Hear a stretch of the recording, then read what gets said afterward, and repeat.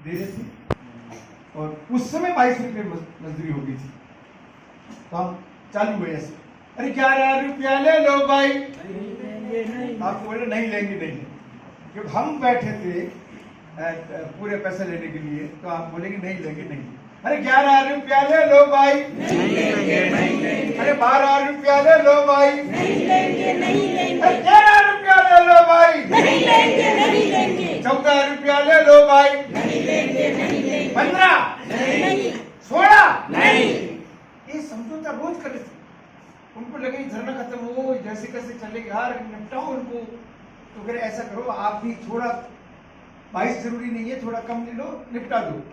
तो हम अपना गाना चलता रहा और वो नेगोशिएशन उनकी चलती रही। 17 रुपया ले लो भाई, नहीं लेंगे, नहीं लेंगे। 18 रुपया ले लो भाई, नहीं लेंगे, नहीं लेंगे। 18.5 नहीं, 19 नहीं, 20 नहीं।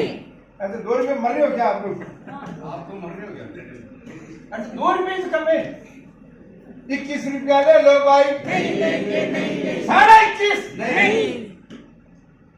बोले 8 आने में मर रहे हो क्या यार? 8 आने कम तो ले लो, उनका नहीं पूरे लेना। तो उस समय हमने पहली बार वो न्यूनतम मजदूरी 22 रुपये थी और वो नारा हमारा वही रुका, 22 रुपया ले लो भाई, पूरा पूरा लेंगे, 22 रुपया ले लो भाई, पूरा लेंगे, पूरा लेंगे। न्यूनतम मजदूरी से कम नहीं लेंगे, नहीं लेंगे। और वो आंदोलन सफल हुआ और 22 रुपये पहली बार वहां मिला और वहां से हमें रास्ता मिल गया कि हमें ये कागज के अंदर क्या है वो देखना बहुत जरूरी है। वो नहीं देखेंगे तो हमें पता नहीं किस तरह से कागज में, क्योंकि कोई भी सरकार अपने खुले मन से कभी बताना नहीं चाहती कि हम क्या है या हमारे पास क्या है। आपकी जानकारी सरकार के पास रहती है और सरकारों का मैं आपको बताऊं कि पहले बस जोश में, मैं इतने साल पहले की बात कर रहा हूँ, जोश में ये था कि व्यवस्था बदलनी चाहिए, ये सरकार भी खराब, वो सरकार भी खराब। तो मन में ऐसे लग रहा है यार फटाफट अपन ऐसी तैयारी हो जाएगी कि ये सरकारों को पूरा ढांचा ही बदल जाएगा, लेकिन कुछ भी नहीं खसक सका। और हम लोगों के बीच में जाके यही प्रयास करते रहे कि सरकारें तो जम गई। कैसे जम गई? चाहे कोई भी पार्टी हो, उनको पता है कैसे वोट लेना, उनको पता है इलेक्शन के टाइम में क्या करना है, उनको पता है किस तरह से सत्ता में जाके बैठना है और वही निर्णय लेते हैं। और हमारे जैसे लोग यही काम करते रहते हैं क्योंकि हम उस गंदगी में जाना नहीं चाह रहे। हमें लग रहा है कि यार वहां तो कीचड़ है और उस कीचड़ वो कीचड़ वाले ही हिस्सा पूरी नीति निर्माण कानून सब व्यवस्था वही देते हैं और वही सत्ता चलाते हैं। तो सत्ता की बात करो तो मुझे एक चुटकुला याद आता है कि सत्ता में वहां जो बैठे हैं वहां वो क्या है, एक बहुत भारी भरकम शरीर का आदमी की डेथ हुई, बहुत मोटा था। तो घर वालों परेशान हो गए, यार इसकी डेड बॉडी को शमशान तक ले जाना है, हम कैसे ले जाएंगे? तो उन्होंने कहा यार 4 मजदूर कर दो, 4 मजदूर कर दो, वो ले जाएंगे। और मजदूरों को कह दिया यार ध्यान से ले जाना, ऐसे ले जाना जैसे घर का ही मर गया कोई। तो 4 मजदूर किए और डेड बॉडी को उठाया। उसमें क्या होता है, 2 कदमे छोटे थे, 2 लंबे थे। तो जो छोटे थे उनके ऊपर वजन आया और वो बोलते हैं, हमारे यहाँ डेड बॉडी को ले जाते हैं तो बोले राम नाम सत्य है, बोलते हैं ऐसे। वो छोटे वालों ने कहा कि हमारी बुरी गत है, वचन हमारे ऊपर आए तो राम नाम सत्य है कि हमारी बुरी गत है। तो एक नियम और है कि शमशान से पहुंचने में आधे रास्ते में चेंज करते हैं। तो उनका चिंता मत करो, आगे जाके बदल देंगे, वहां तक तो चलो।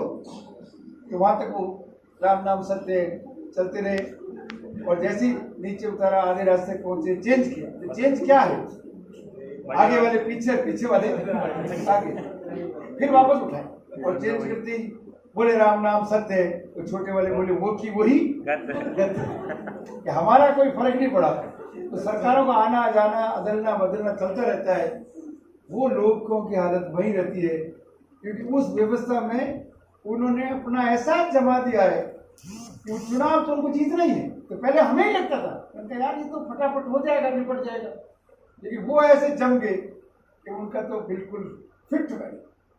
मतलब आप सोच सकते हो चुनाव के टाइम में क्या करते हैं। एक जवानों की फौज युवाओं की टीम पकड़ते हैं, दारू पिलाते हैं, मीट खिलाते हैं और पूरा प्रोग्राम उनका सेट कर देते हैं। गाने लगाए थे, कुछ भी गाने गा लो, अपना वोट तो मिल जाएगा।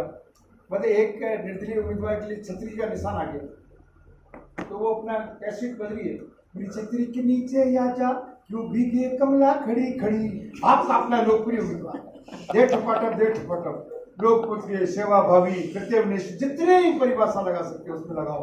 तो हमें ये समझ में आ गया कि सरकारों का जो ढांचा है वो इतना जम गया है, अब हम आगे कैसे इसमें लें।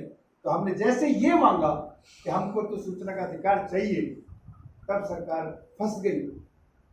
दे तो मरे, नहीं दे तो मरे।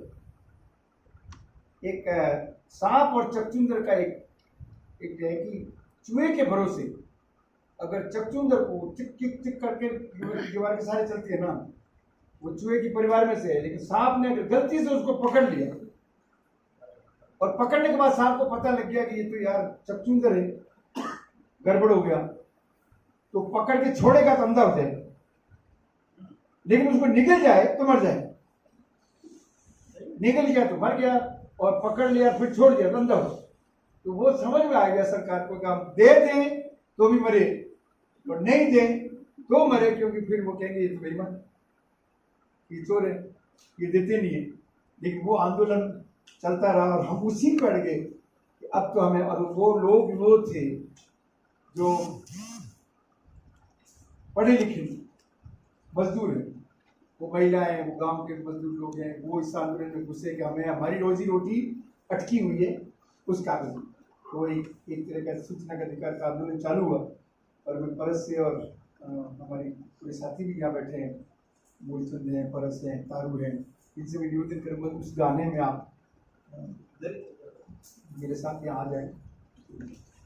एक गाना और मैं गाऊंगा उसी दौरान, खूब लोगों का सुना हुआ भी है, लेकिन ये अलग नारे लगाते किस तरह से गाना बना और बनते ऐसे ही बना। यार ये क्या हम सरकार से मांग रहे हैं जो दे नहीं रही है, ऐसा क्या मांग लिया हमने? कोई सोना चांदी या कोई बहुत बड़ी चीज मांग ली क्या मांग लिया जो सरकार अड़ गई है, दे नहीं रही? तो उस समय का गाना है। आपको बोलना मैं नहीं मांगा, बोलना है मैं नहीं। अरे सोना चांदी मैं नहीं मांगा, महल मालिया मैं नहीं मांगा, फोटो बंगलो मैं नहीं मांगा, बंगला में गाड़ी मैं नहीं मांगा, गाड़ी में कुत्तो मैं नहीं मांगा, के पट्टो मैं नहीं मांगा, पट्टा के साकड़ मैं नहीं मांगा, मोटो बंगलो मैं नहीं मांगा, बंगला में बरामदो मैं नहीं मांगा, बरामदा में गमलो मैं नहीं मांगा, बंगला में बेलड़ी मैं नहीं मांगा, मारुति गाड़ी मैं नहीं मांगा, होंडे कार मैं नहीं मांगा, हीरो होंडा मैं नहीं मांगा, टीवी कूलर मैं नहीं मांगा। दिमाग खराब हो गया। अरे दिमाग आपका खराब है। अरे इतनी जरूरी चीजें बचा रहे हो आप, मैं नहीं मांगा। ये सब अमीर लोगों की चीजें, हम तो गांव में रहते हैं, खाने को कुछ नहीं है। अच्छा ऐसे पहले ही बोलते रहे खाने का मामला है, हाँ, गरीब लोग हैं।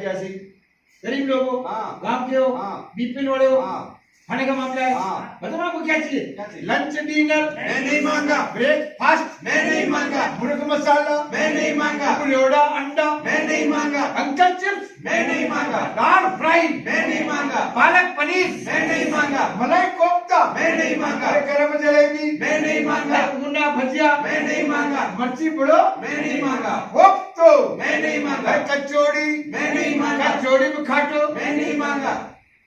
वास्तव से भाई साहब आपका दिमाग खराब है। मेरा कहीं वो खराब है। ये सब अमीर लोगों की चीजें, हम गांव में रहते हैं, पीने को पानी नहीं मिलता। अरे तो पहले कहते नहीं यार मामला पीने का है। हाँ, गुजरात में चले जाओ खूब पीने को मिलता है, बिहार में चले जाओ खूब मिलता है, और यहाँ भी मिलता है। 8 बजे तक दुकान खुली रहती है। पेप्सी कोला मैं नहीं मांगा, कैंपा कोला मैं नहीं मांगा, कोका कोला मैं नहीं मांगा, लिम्का सिमका मैं नहीं मांगा, मैंगो फ्रूटी मैं नहीं मांगा, बिस्लरी मैं नहीं मांगा, बियर की बोतल मैं नहीं मांगा, दारू की थैली मैं नहीं मांगा। आपका भी दिमाग चल गया क्या? आप रट लगा रहे हैं इनके चक्कर में, आप भी आगे क्या? आप बोल रहे मैं नहीं मांगा, इतनी जरूरी चीजें बता रहे हो आप, मैं नहीं मांगा। करते क्या हो आप? क्या करते हो? अरे हम गांव में रहते हैं, मजदूरी करते हैं। हाँ तो करो ना काम मजदूरी। मजदूरी चाहिए, मजदूरी नहीं मिलती है। मजदूरी मिलती है? हाँ हाँ, मतलब पूरी ऐसे- मजदूरी नहीं मिलती है। पूरा नहीं मिलता? जब चाहे तब काम नहीं मिलता। पूरा नहीं मिलता? हाँ हाँ, तू कागज देखा क्या? अरे कागज कहाँ बताता है? मस्टोल नहीं दिखाता है। साथियों 25 साल पहले मशरूल देखने की बात होती थी। हमको वो मशरूल दिखाओ जिसमें आपने हमारा नाम लिखा है, और वही पकड़ के बैठे हम कि वो मशरूल दिखाने का कानून बने, और वो मशरूल दिखने इस गीत को हम आगे पूरा करेंगे। मैं मांगा आप सबको साथ मैं मांगा, रोजी रोटी मैं मांगा, पूरी मजदूरी मैं मांगा, स्कूल में पढ़ाई मैं मांगा, अस्पताल में दवाई मैंने मांगा। मांग भी क्या रहे हो? क्या मांग रहे हो? ये कोई मांगने की चीज है? ये जो सबसे संविधान बना उसमें तय है भाई, ये तो होना ही चाहिए ना। इसमें क्या मांगना है? रोजी रोटी आज भी नहीं, पूरी मजदूरी आज भी नहीं, स्कूल में पढ़ाई वो भी नहीं। मतलब सरकारी स्कूल के टीचर का बच्चा भी प्राइवेट में जाता है, उसको खुद को अपने ऊपर भरोसा भी नहीं है, वो अपने बच्चे को प्राइवेट में भेजेगा और सरकारी स्कूल में केवल रहेगा अपनी नौकरी को कैद तक करने। अस्पताल में दवाई, उसमें क्या दिक्कत है भाई? उसको मिलना ही है। लेकिन डॉक्टर, सरकारी डॉक्टर के अगर पूछ लो आप कि डॉक्टर साहब इसके फर्क नहीं है, तो वो डॉक्टर कहता है कि कितने दिन से क्या अस्पताल में, इसको घर भेज दो साहब। वही डॉक्टर है, वो घर में लाएगा। वही टीचर है, जिसको पूछो बच्चा का पढ़ाई में कमजोर से कहते हैं ट्यूशन में भेज दो, उसी के पास ट्यूशन में बोलेगा। तो रोजी रोटी मैं मांगा, पूरी मजदूरी मैं मांगा, स्कूल में पढ़ाई मैं मांगा, अस्पताल में दवाई मैं मांगा, पंचायत को खर्चो मैं मांगा, वो लेखो जोको मैं मांगा, मस्टोड़ा के नकला मैं मांगा, है बिल वाउचर मैं मांगा, की फोटो कॉपी मैं मांगा, बिजली को खर्चो मैं मांगा, राशन को खर्चो मैं मांगा, कि देश को खर्चो मैं मांगा, खर्चा को हिसाब मैं मांगा, सूचना को अधिकार मैं मांगा। हम इस गीत को गाते ही रहे तब तक जब तक नहीं मिला कानून। और उसके बाद वो कानून पास हुआ सूचना का अधिकार, जो आज की तारीख में लगभग उसको मरणासन पर डाल दिया है। लेकिन इस कानून ने बहुत कुछ दिया, इस कानून ने बहुत दिया। इसमें एक वो सूचना जो पार्लियामेंट में सांसद को मिल सकती है, वो सूचना आम जनता को मिल सकती है। और तब से हमें लगा कि ताकत है और इस कागज को देखने का अधिकार जो मिला, इसको हम काम में लेंगे। और वो मैं कुछ आंकड़े आपको बताऊंगा कि किस तरह से हमने इसको काम में लिया। ये कानून के बाद